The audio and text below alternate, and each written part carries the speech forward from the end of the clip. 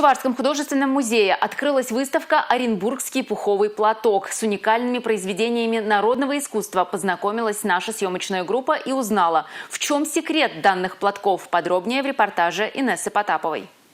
Белоснежная невесомая паутинка, теплая шаль, палантин. В экспозиции представлены более 20 экспонатов из Золотого фонда оренбургского промысла.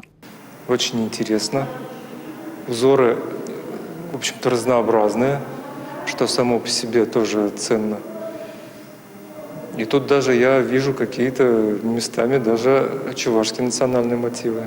Это изящное произведение искусства не имеет аналогов во всем мире и является одним из символов России. Сейчас это вообще на пике популярности, такие платки. Я считаю, это должен быть атрибут каждой современной модной девушки.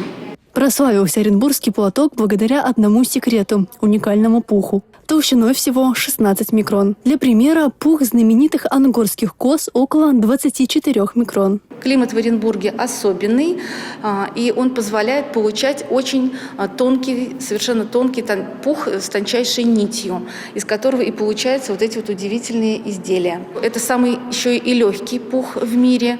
Выставка «Оренбургский пуховый платок» в Чувашском художественном музее продлится до 8 января следующего года. Инесса Потапова, Юлия Дикова, Игорь Зверев, Республика.